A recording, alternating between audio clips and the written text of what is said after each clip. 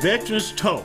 It ain't nothing but a thing, but it's a thing we want you tuned into every Saturday afternoon. We're here today doing the same thing we've been doing ever since we started the show, trying to make sense out of the sensitive situation called the plight of veterans in the USA and the USA with the plight of veterans. My name is Elsa McGee. I'm your host, and my co-host and partner in crime, Tony Merritt. How you doing? How you doing? Hello. Hey, listen, man.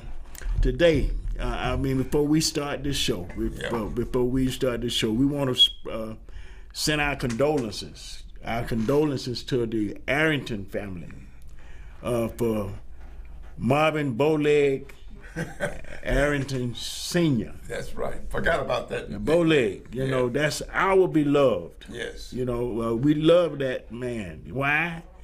He taught us something, Tony. This is connecting generation. We was like young men. Right. When this brother went into serving our community and government, and did a good service everywhere he went because he taught us how to look at government, whether we want to see it or not. Yep. But so we want to express our condolences to the Arrington family, and let them know we're praying with them during these hours of grief. But it's not just a loss to that family, it's a loss to our community. Definitely. But it's a page in history that won't be forgotten. It just won't be forgotten. This brother's service to us, the way he has served. And then now, he didn't stop there. He got seated. He seated it, right? Yes. He seated it, man. Marvin Arrington Jr. is following in his dad's footsteps.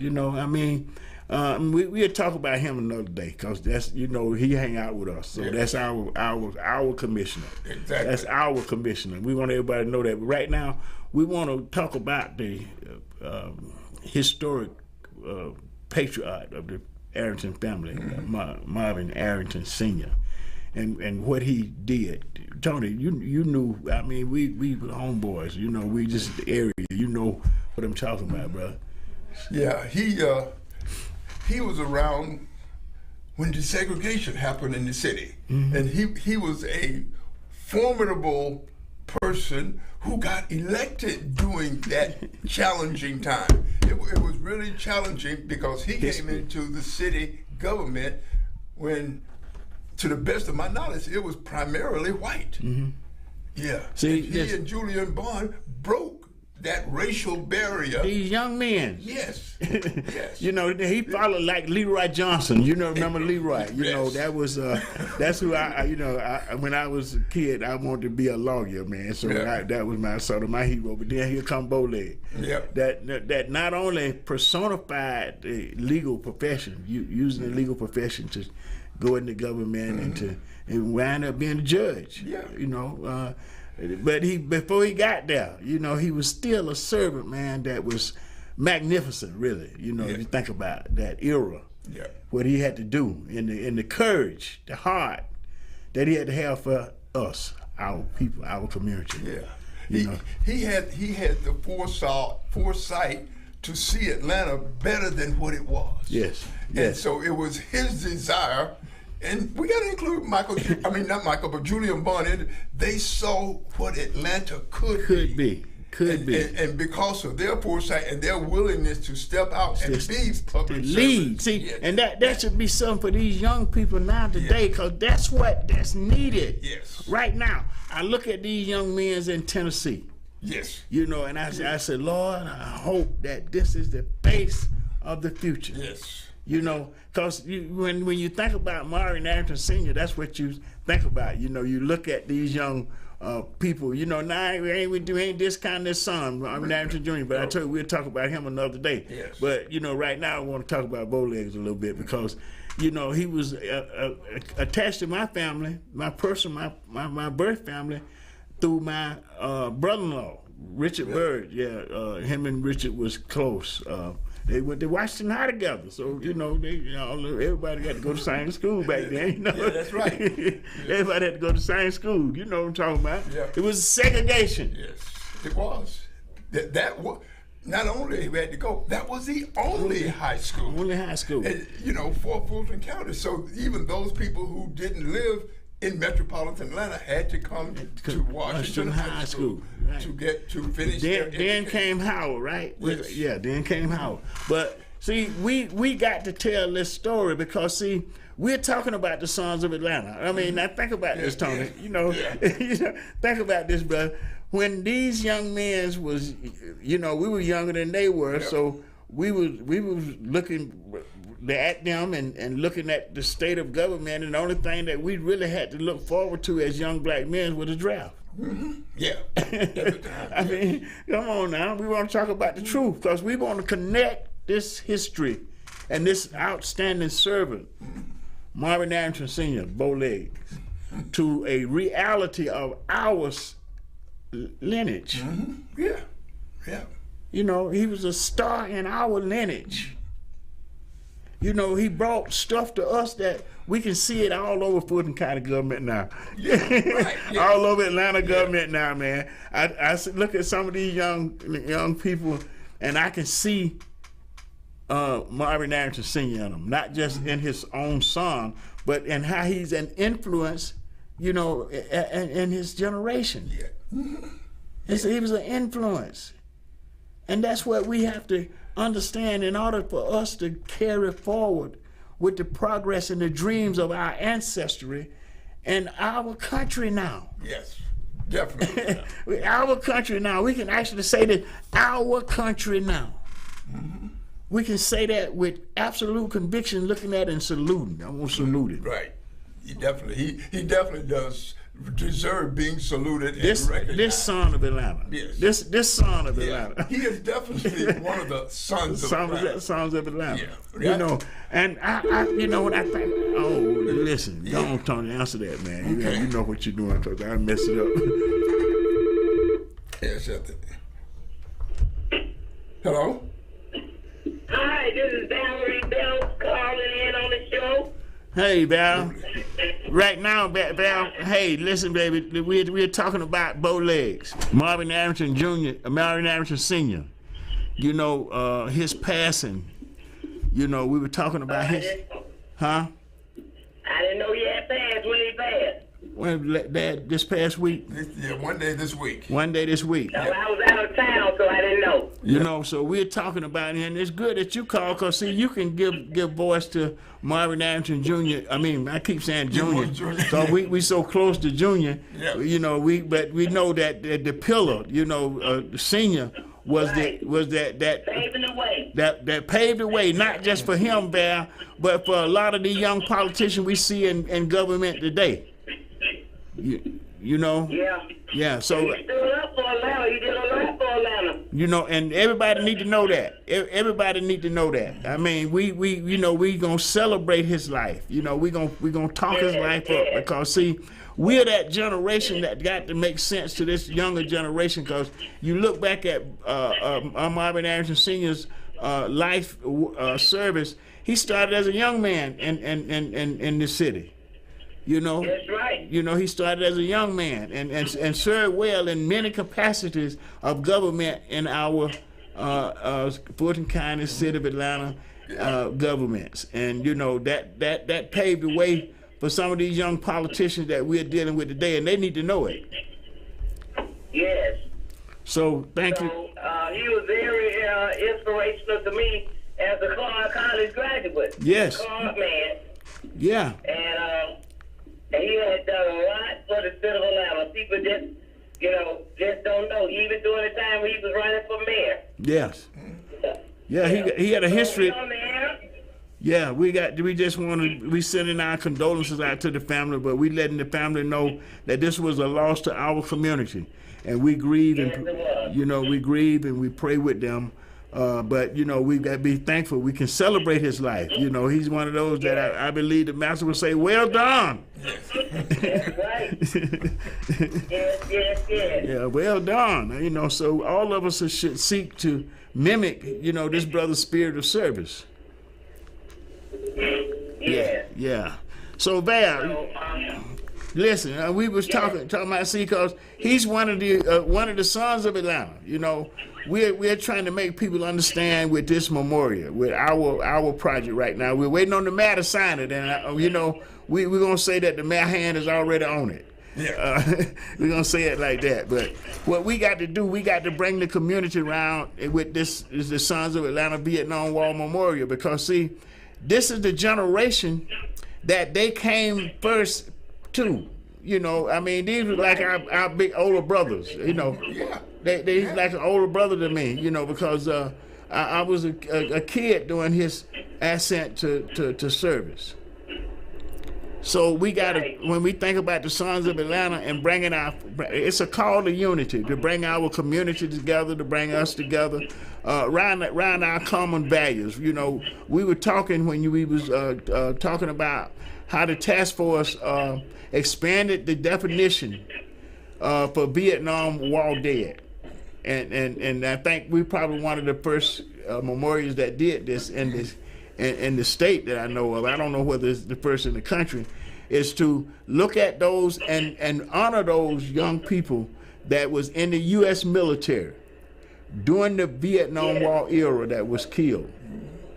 You know, that was killed. Can you talk a little closer into the mic, because I'm having a little hard time hearing you. Okay, you need to be on the TV then.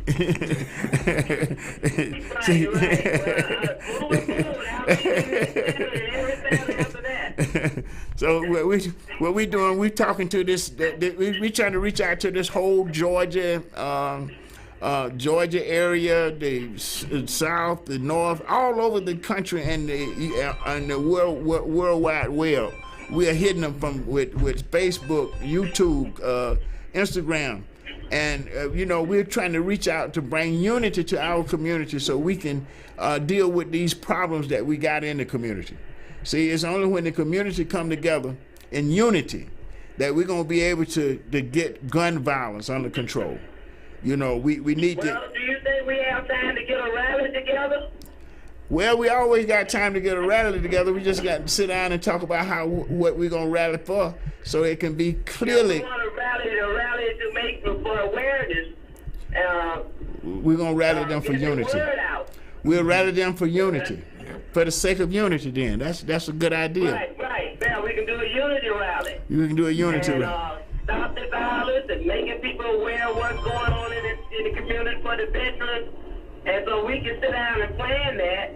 Yes. I'll be more stable now because you know, summer is not over and everything, and so I'm condoning everything I can at this project. Yeah. But I think it would be a good idea if we could do a rally. Yeah, because now we're gonna be looking to the school, the public school system, to help us identify the schools that these young men went to. You know, every school that they went to, we want them involved with this project. But why? Because every year on graduation year, we had young people coming out of our community still going into the U.S. military. And they are going in naively about the opportunities that's there for them. And they sometimes we get the most hazardous duty because of that. You know, unawareness. We go in and nobody done talk to us about the the opportunities that's there, and we don't go in seeking that, and they just put us where they need the numbers. And most of the time, history will bear this out. We got the most hazardous duties. Exactly. I don't care whether it was in the Army, Navy, Marines, Air Force, Coast Guard. That has been traditionally the design. But you know, our children are too smart to keep letting them go like that. You know, so we got. Do I have time to stop over? I'm about 10 minutes from the site. I don't know. I don't know whether you got time or not. Yeah. Yeah. Well. Yeah. Probably. Yeah. Yeah. Okay. All right. We getting back to get back to bow legs now. We'll see you in a minute. I think she's hooked up. Okay. Okay. Now that was call in. You see how we do call ins? Everybody calling in now from Atlanta. Mm-hmm. You know, that must be telling us something. We are the civil rights birthplace. Yes. The influence of the civil rights movement is from here, and we need to let them know that these young men, Tony, that we are honoring. I mean, these are our peers. Me Exactly. and your they peers. were definitely our peers. I actually want to lift Louis Herman up, which is on their website. You can go on there and look at his picture. He was one of my best friends growing up and going to Washington High School. And he didn't live to be 21. Yeah. He would have been 21 had he made his birthday in September, or he was killed in April of 1968, shortly after Dr. King was assassinated in Vietnam. So we're talking today basically about the Sons of Atlanta and the depths of the Sons of Atlanta project and why it is a call to unity. You know, historically, Atlanta has been that healing place, you know, for the scrimmages, the stuff that was going on in the civil rights movement. You know, most of the civil rights activities took place everywhere except in Atlanta. You know, why? Well, because of the relationships, I always believe, that we had with white people. We had a better rapport, even though it was segregation. It was a rapport where they understood when we was asking for change, they accommodated us. You know, I was in Washington High School in 1964 when they was trying to quiet Dr. King, and all of the major jobs market opened up. General Motors, Ford, the post office, you know, all of the police departments and all these things open up to us anew. Yeah. You know, I mean, I'm talking about our history, Tony. Right. We can talk about this. Yeah. And the interesting thing about that, affirmative action. Affirmative action. The federal government had their program, but the local cities and counties adopted those types of procedures when it came to hiring people of other races than white. I went to work for Railway Express. Yeah. You know, and became the youngest now, and the first black supervisor at Railway Express right downtown at what used to be Union Station. Union Station, yeah. Used to be Union Station.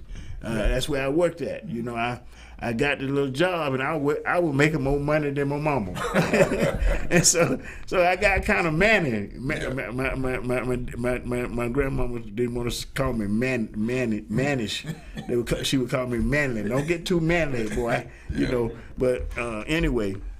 You know, your experience, my experience. Your experience. I came out of the military. When I came out of the military, very briefly, looking for a job, looking for an opportunity and everything. National Urban League got in contact with me. I got in contact with me and informed me about a job opportunity. They called me. This was when affirmative action was happening, and I am a product of affirmative action. My career, when they offered me an opportunity for a job, it was a guy. In fact, the advisor said, "You ever consider being an air traffic controller?" And I'm going like, "What's an air traffic controller?" I thought to be honest, I thought it was the guys that parked the airplanes with the flags out there. And he sent me the information about the career and what was it required. And I was like, man, this is a great opportunity. Yes. One of the things that I found out when I was hired back in 1972, there were only 25 African American air traffic controllers in the entire United States. See, what we're talking about, Tony, what we're talking about now is a legacy that belongs to the whole community. Yeah. You know, because now we didn't think about talking about Bowleg in relationship to the Sons of Atlanta to this day. But we always knew that. We knew that on his shoulders we stood. You're right. You know, I mean, that gave me the courage to reach out to his son and ask him about this project. Yeah. And when I asked him, you know, he got kind of swifty with his words. You know, he's an attorney too. Just ask me for something I can't do. Yeah. And what you ask me for, I'm gonna do. Listen, he was the cause that we expanded the Sons of Atlanta project to include all of these other 8 cities. Yes. Right? All of these other 8 cities. Because he said, okay, like that, but my help, you got to include of Fulton County. It made sense. It made all the sense in the world. Yes. Yeah. It made absolutely sense. I don't think we got out of the office before we said, yeah, did we? Really? We knew right there and we was finna expand it. But, Yeah. So we had to go back and all them T-shirts, I got all them T-shirts, Tony, that we had made up for the first part of this project. And I was looking at some of the pictures today while we was down there with Michael Jr. Brown. When we got these T-shirts, that was just for the city of Atlanta. We was only talking about the city of Atlanta. Then Marvin Afton came along. We went to him, and now we trying to figure out how we're gonna make this T-shirt look. These collectibles, because we got a memorial. Yes. Yeah. Yeah. We got a memorial. We officially have a memorial. Yes. Right. Now we got the memorial. Now the mayor got to the 26th, whether he gonna jerk us out or come through. And I'm absolutely sure that he's gonna come through. Oh yeah. Because he's a son of Atlanta. Yes. He's a young son of Young son Atlanta. of Atlanta. So what we are connecting is the dots. You know, without knowing that well, I guess we kind of always knew they was there when we started saying the sons of Atlanta. But we didn't see the big picture until we started talking about it to other people, and it just expanded to include people that helped us do what we didn't know how to do. Yeah. You know, we didn't even have an image, did we, Tony? Y'all were just listening to me. We had an idea. We had your idea. We had your idea. Well, you said it right though the first time.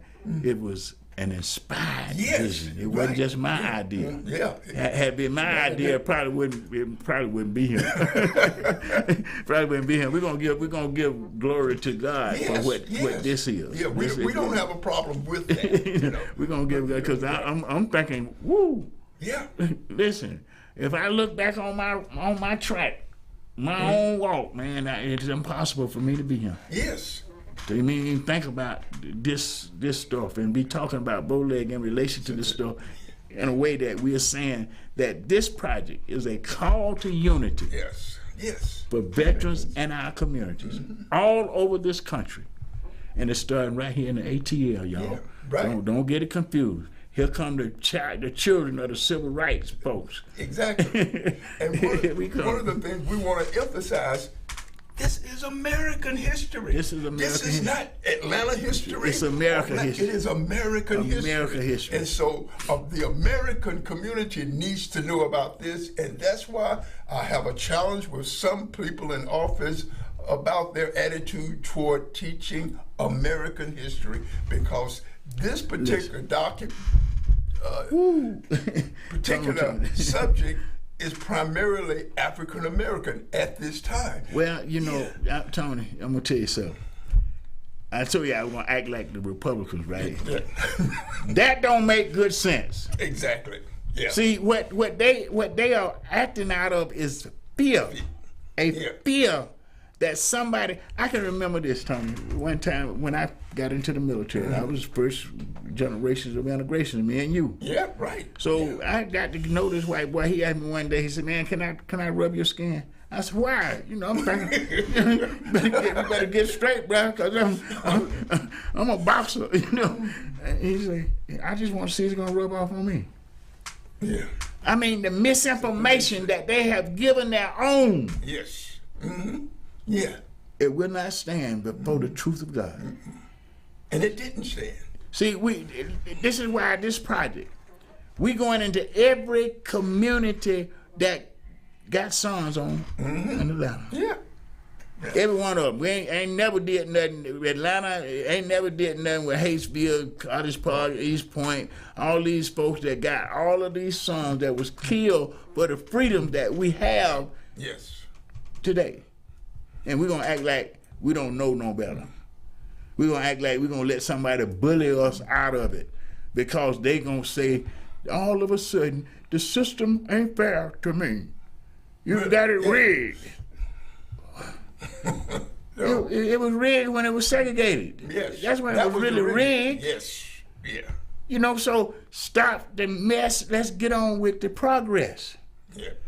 We're not turning back. This is a call to unity. These 240 plus young men from this county this county, 9 cities in this county should be recognized for what they died for before they could vote. Some of them couldn't even vote. Yeah.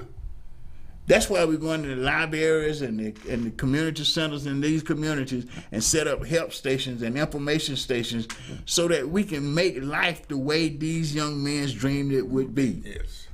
What they gave their life for. Yes. Yeah, we not going to play with that no more. Yeah. They need to understand that.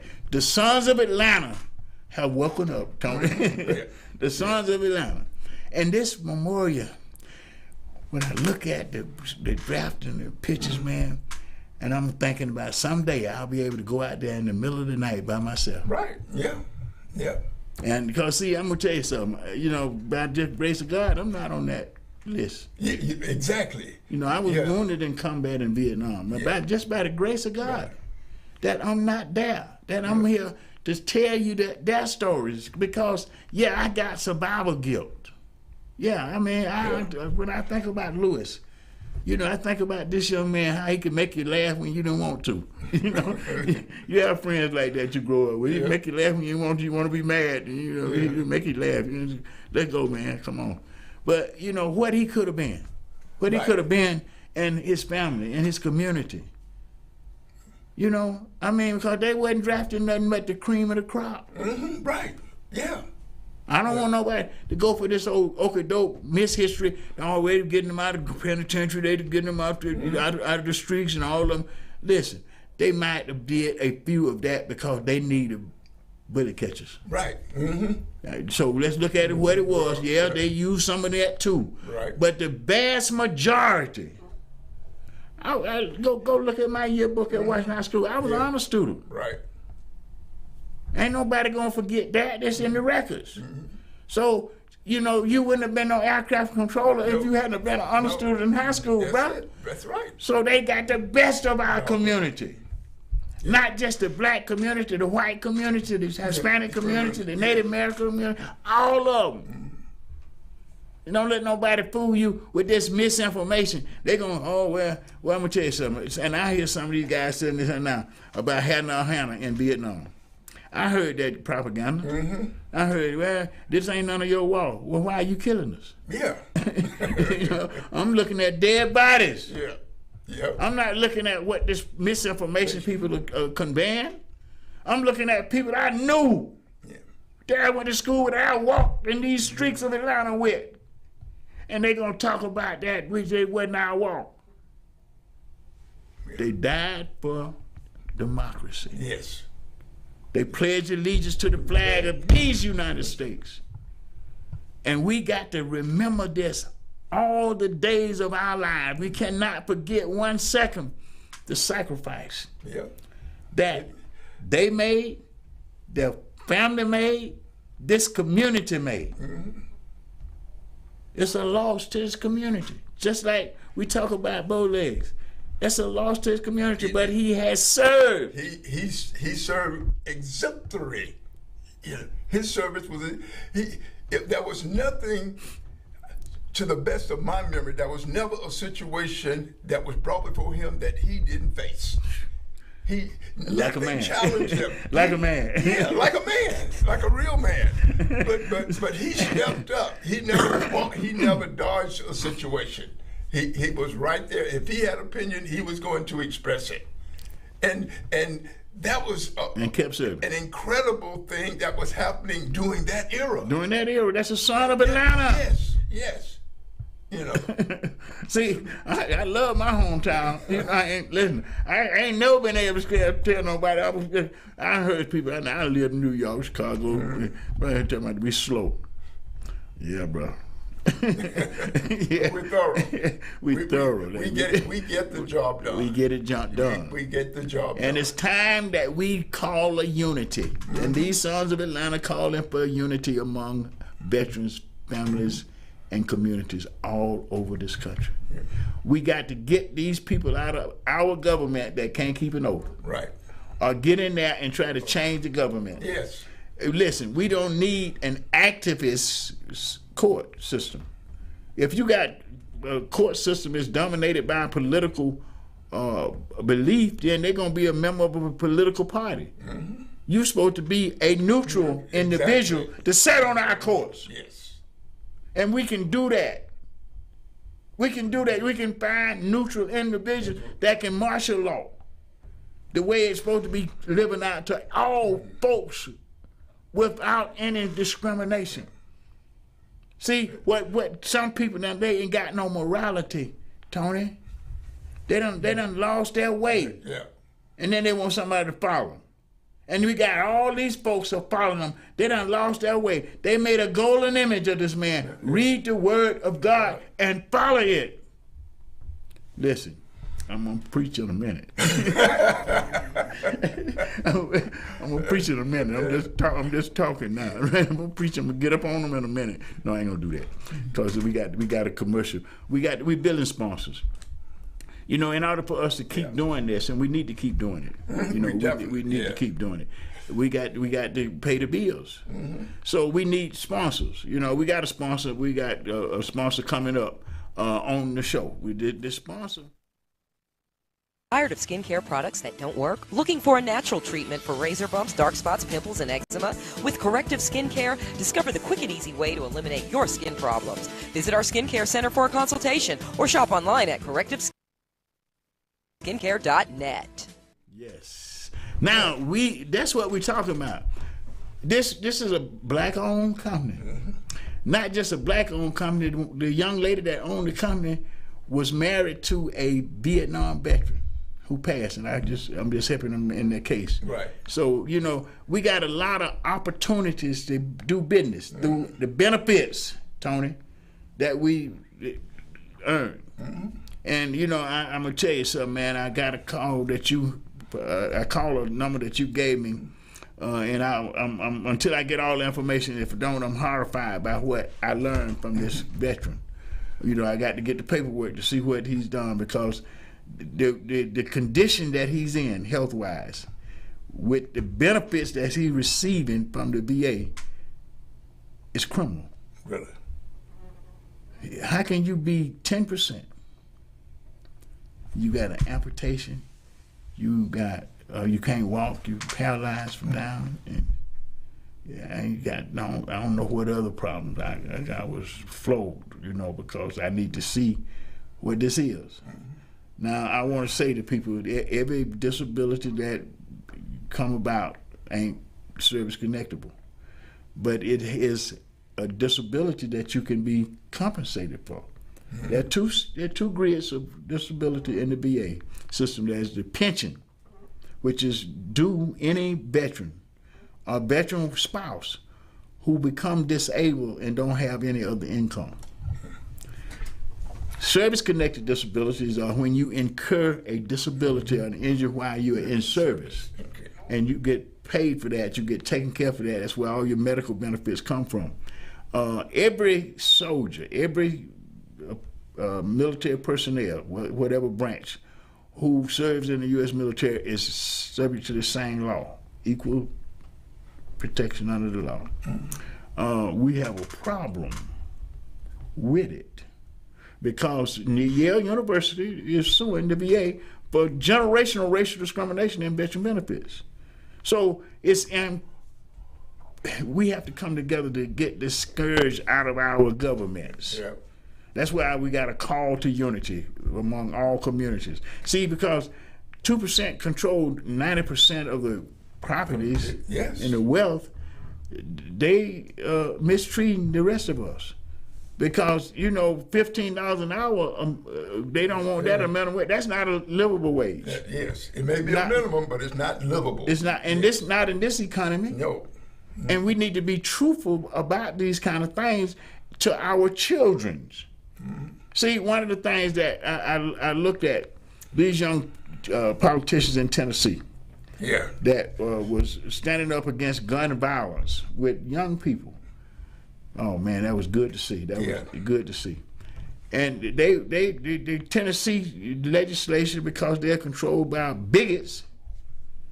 I don't like the word, right? They are. Call it what it is. Bigots, and you know, they kicked them out. But the people voted them back in. Yes. That should be a signal to all young people to stand up. You know, listen, I'm not a person that believes that you should have an abortion, but I can't have no baby either. God didn't give me that capacity. Now, I believe that the right to decide whether you want to have an abortion is a personal constitutional right. Plus it's a major personal decision. Personal. Yes. Between you and the master. Exactly. And your doctors and your family. But government to be used to get into that is criminal. Yep. Plain and simple. It's not democracy. It's not what these 58,000 yes. of our peers Paid the ultimate price. paid the ultimate price for. Yeah. We got to be on top of this. You know, we got to recognize that military service is deemed the highest possible level of service that you could embrace, because it is a war machine. But it's more than a war machine too now. But it is a war machine. It is the security for every American. And for the country. And for the country. Yeah. So this is the most hazardous duty you can embrace. Yes. Less than 1% of the population, Tony, ever serve in the U.S. military. We're the smallest minority group in America. And we serve the highest level of government. And we are the worst treated. Now, when I say that, let me say this why I say that. 17 young men are killing themselves every day. Yeah. Every day in America, there are over 250,000 homeless veterans in this country. Yeah. We're the smallest group, Tony. The military budget is the largest part of the federal government tax base. But the military personnel got food challenges right now. They don't get paid. The benefits don't equal the service. Exactly.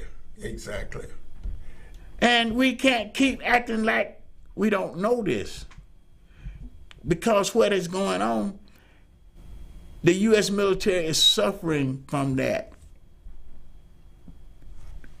This draft gone. The all-volunteer force is that's what it is. So you ain't getting the best of the community anymore. I'm sorry to say, I'm not. You getting, well, let me say this now. You getting the good in the community. I'm not saying you ain't getting the best, because the best got options. Yes.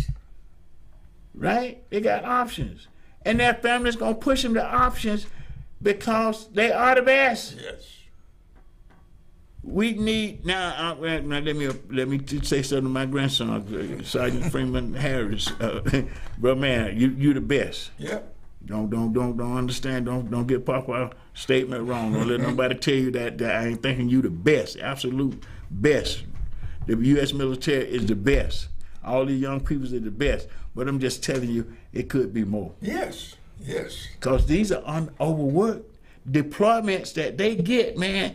I went to Vietnam for 1 year. You stay in the military, you're going to get deployed. Yes. Back, because they short personnel. We need a bigger military. Personnel. Yeah, personnel-wise, exactly. Yep. We need a bigger military, personnel.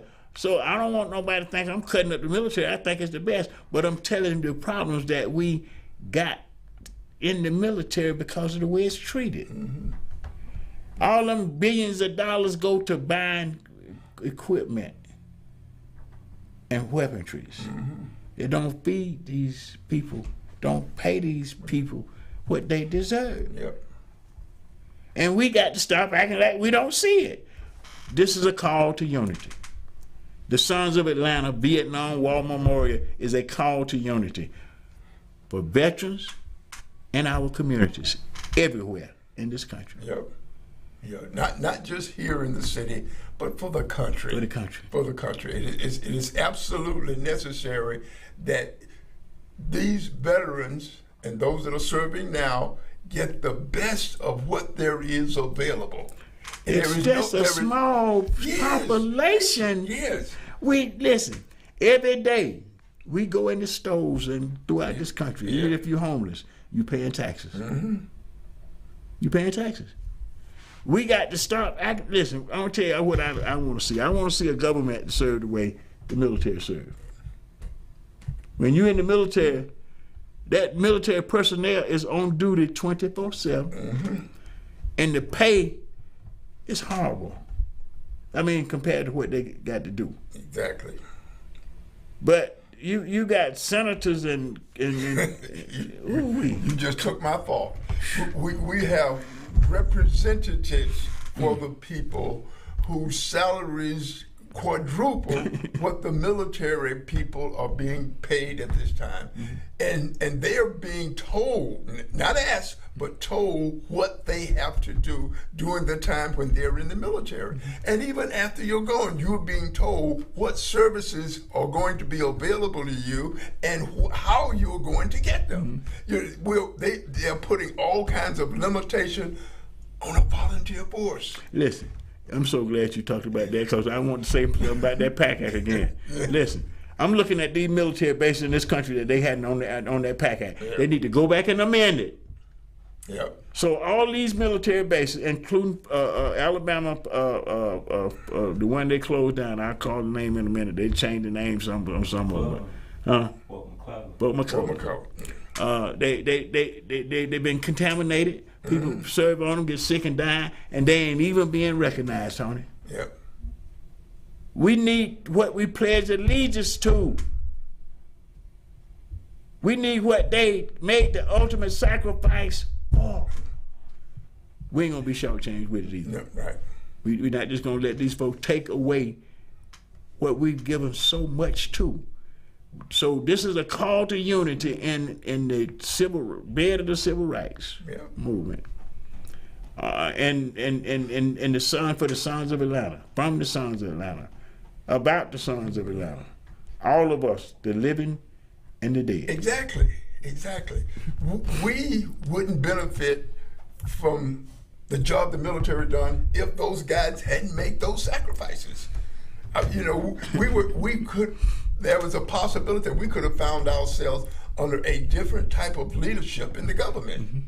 And so they made the ultimate price so that we also serve and can benefit from that. Let me say something. You just brought up something. Think about this.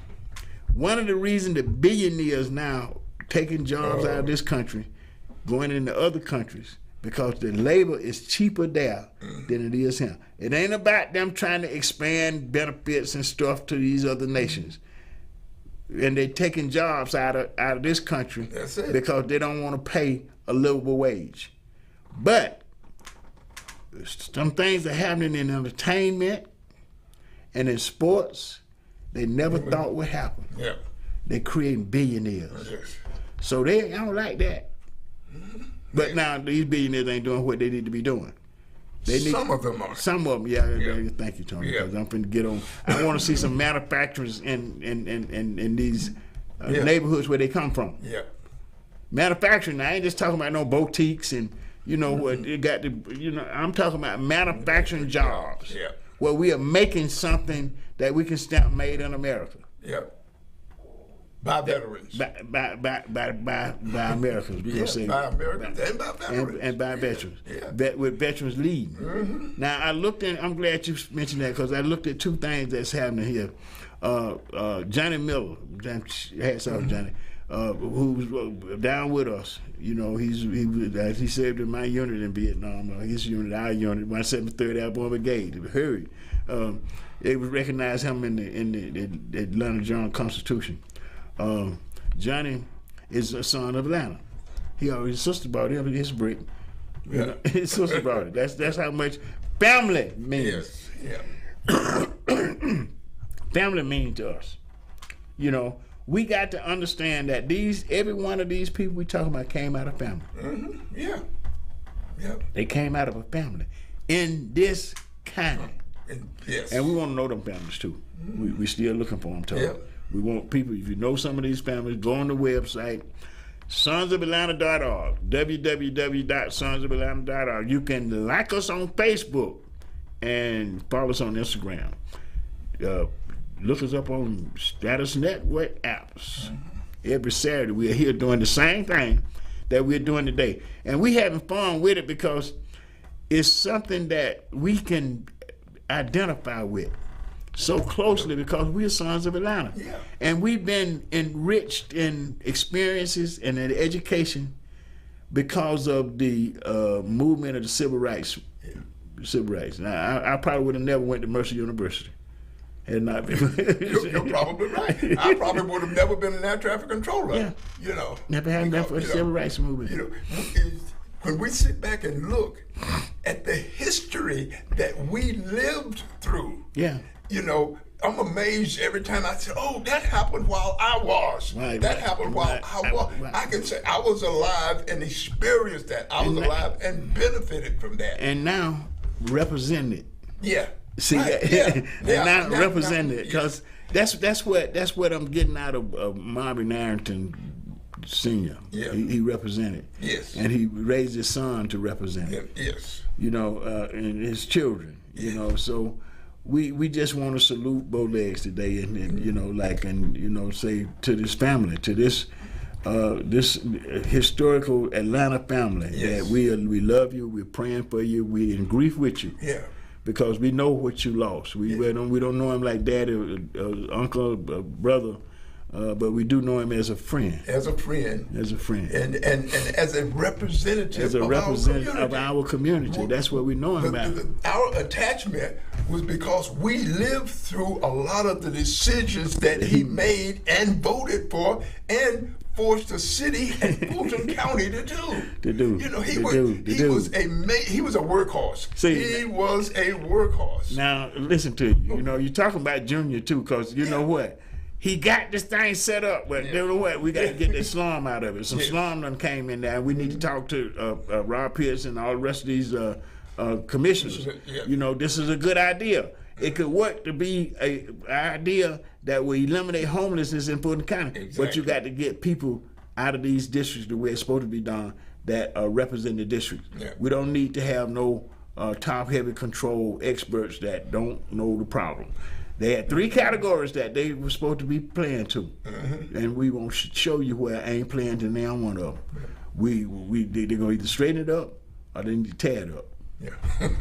Veterans Talk ain't nothing but a thing, but it's a thing we want you here. Next Saturday, we're going to be here doing the same thing, God grace, with God's mercy. So thank you, Tony. Thank you. See y'all next week.